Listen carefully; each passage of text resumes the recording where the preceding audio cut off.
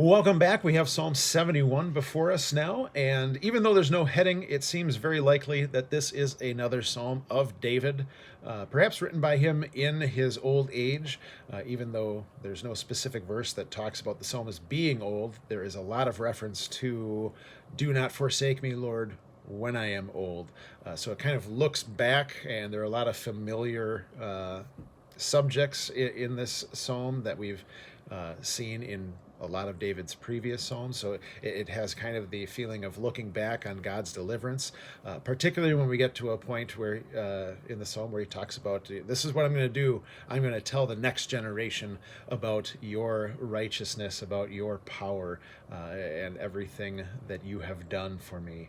Since my youth, O God, you have taught me." So that's another one, not direct, but seems to indicate that this is the prayer of an older Christian. And for that reason, it's a good prayer for any older Christian to pray to God. And maybe if you are that older Christian, if you're old enough, maybe you've started to wonder or ask the question, why am I still here, God? What's your purpose for me? And what better purpose can you find than what the psalmist writes about here? "I will tell the next generation." Uh, Even if you feel there's nothing more that you can do, you can always tell about the good things that God has done for you and for all people through Jesus. The other thing that I want to point out before I get into reading the psalm is an interesting verse 7. "I have become like a portent to many, but you are my strong refuge." Because of where this verse is in the psalm, the question goes one of two ways. Is he talking about, is that in a negative manner? Is he a portent to many? Do people look at him and say God is dealing with him in a negative way? He's punishing him. Certainly, that's a thought that many godly people have had, or many religious people have had, that if something's happening to you, it must mean that God is punishing you for something. You think of when Job's friends came to him, they just berate him with, "Come on, Job, stop holding back. Tell us what you did, and so we understand why you're suffering. You can't play the innocent card here." Even the disciples kind of got hit by that. Remember that when they came to ask Jesus about the blind man, they said, "Rabbi, who sinned, this man or his parents, that he was born blind?" And the important thing to understand then is when negative things happen, it's not, God doesn't look at that and vindictively say, "All right, you're going to suffer blindness because you're a sinner." But we look at Jesus' answer. He says, "Neither this man nor his parents." He said, "This happened so that the glory of God might be displayed in his life." So as with so many things, we look at what happens in our lives, and those things that are not necessarily good or that we outright would label as bad, we know that God will ultimately bend them for our good and his glory. And you hear that echoed in this psalm as well, in verse 19 and 20. "Who, O God, is like you? Though you have made me see troubles many and bitter, you will restore my life again. From the depths of the earth, you will again bring me up." So you have even a little hint of that hope in the resurrection that David makes more clearly in other psalms. But he recognizes that even if God allows bad things to enter into our life, ultimately they will work for our good, and ultimately he will restore us. And that's the confidence that we have as those who are purchased with the blood of Christ, that God is our refuge and our strength, even into old age. So, without further ado, I'll just read through it. Again, there's a lot of common themes that we've seen David address throughout previous Psalms, so keep your eyes open for that, or rather your ears, I suppose. And maybe I'll have one or two thoughts more strike me as I read through it.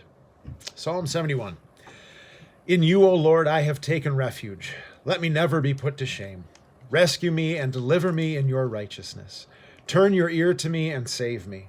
Be my rock of refuge to which I can always go. Give the command to save me, for you are my rock and my fortress. Deliver me, O my God, from the hand of the wicked, from the grasp of evil and cruel men. For you have been my hope, O sovereign Lord, my confidence since my youth. From birth I have relied on you. You brought me forth from my mother's womb. I will ever praise you. I have become like a portent to many, but you are my strong refuge. My mouth is filled with your praise, declaring your splendor all day long. Do not cast me away when I am old. Do not forsake me when my strength is gone. For my enemies speak against me. Those who wait to kill me conspire together. They say, God has forsaken him. Pursue him and seize him, for no one will rescue him. Be not far from me, O God. Come quickly, O my God, to help me. May my accusers perish in shame. May those who want to harm me be covered with scorn and disgrace. But as for me, I will always have hope. I will praise you more and more. My mouth will tell of your righteousness, of your salvation all day long, though I know not its measure. I will come and proclaim your mighty acts, O sovereign Lord. I will proclaim your righteousness, yours alone. Since my youth, O God, you have taught me, and to this day I declare your marvelous deeds. Even when I am old and gray, do not forsake me, O God, till I declare your power to the next generation, your might to all who are to come. Your righteousness reaches to the skies, O God, you who have done great things. Who, O God, is like you?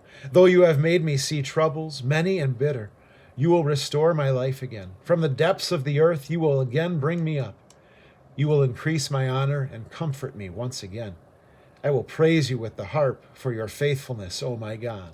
I will sing praise to you with the lyre, O Holy One of Israel. My lips will shout for joy when I sing praise to you, I whom you have redeemed.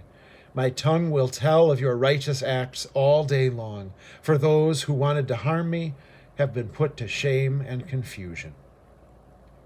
I guess the two closing things that struck me reading it once more is verses 5 and 6, particularly 6, great passages to have in mind if anyone is, if you're ever in a conversation with those who might deny that a little baby can have faith, that a young child can believe. From birth I have relied on you. And whose work is that? At the end of the psalm, my tongue will tell of your righteous acts all day long. I, whom you have redeemed. So all the glory is going to God. And then just that, as David looks back at the rest of his life, some think that these last few words were an add-on that David may have added as a closing prayer. Those who wanted to harm me have been put to shame and confusion.